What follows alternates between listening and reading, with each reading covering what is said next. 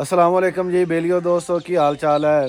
तो आ ट्रैक्टर जोड़ा मेरे पिछे तुम देखते पे ने ये असी करूँ है अज सेल।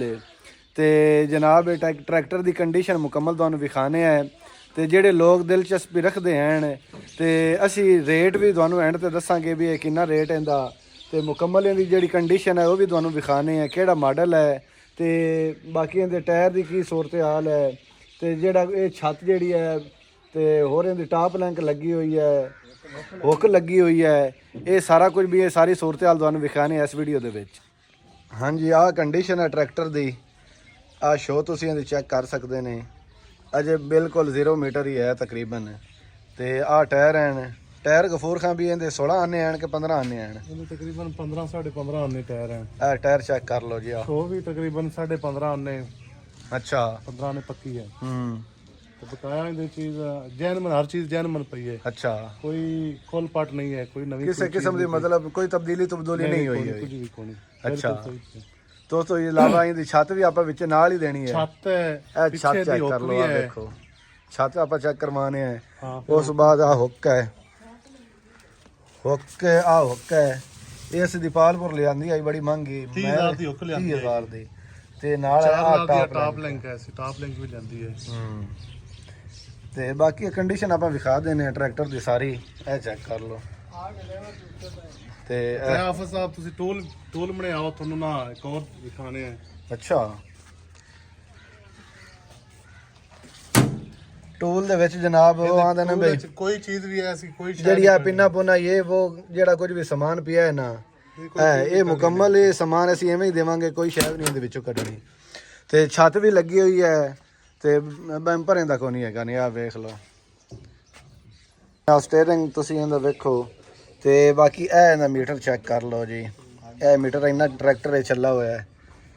ए ऊपर वाली कंडीशन है बिल्कुल कंडीशन इहदी साफ ही है, कोई नहीं एडा कि किसी किस्म का मसला है। चमकदा भी है, चमकदा है।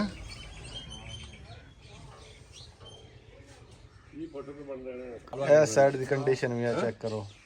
लाल वाला बहुत फोटो बनावे हैं। केड़ा ओए ओ मोड़ बंदा लाल है इस विच भी ये ले ए स्टार्ट होने कर लिया, चेक करवा रही है। थोड़ी रेस दे, रेस दे।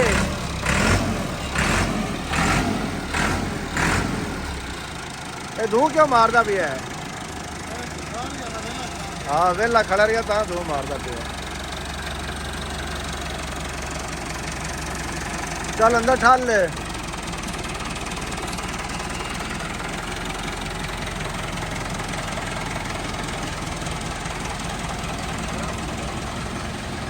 टायरों का पता लवा दिता है, 15.5 आने टायर भी हैं। हुक ते टॉप लैंक ते छत इहदे समेत टूल जेहड़ियां चाबियां चूबियां पंजां उन्हां समेत भी।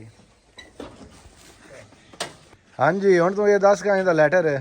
ਇਹਦਾ ਜਿਹੜਾ ਨਾ ਕੈਸ਼ ਹੈ ਖੁੱਲੇ ਕਾਗਜ਼ਾਂ 'ਚ ਹੈ। अच्छा ਹੈ ਕੈਸ਼ ਦਾ, ਬੈਂਕ ਦਾ ਨਹੀਂ। बैंक बुंक दा नहीं है। ਬੈਂਕ ਬੁੰਕ ਦਾ ਨਹੀਂ ਹੈ। ते कीमत नंबर ਆਦਾ 10 जिन्हें कोई दिलचस्पी रखता होवे ਉਹ ਤੇ ਨਾਲ ਰਾਬਤਾ ਕਰ ਲੈ। 0303 0303 78 77 78 77 339 339। ये भाई जी गफूर अहमद का नंबर है।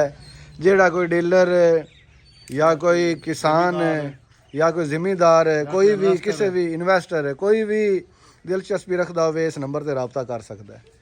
कीमत असी मोबाइल ते दसांगे। ते किसान माफिया ट्रैक्टर बेचता पिया है। तो साड़ी वीडियो नू जनाब साढ़े चैनल नू सबसक्राइब भी करो, तो वीडियो नू लाइक भी करो, तो शेयर भी करो। तो कीमत तुसी कमेंट भी साढ़े कोल पुछ सकते हैं या इस नंबर तो भी पुछ सकते हैं।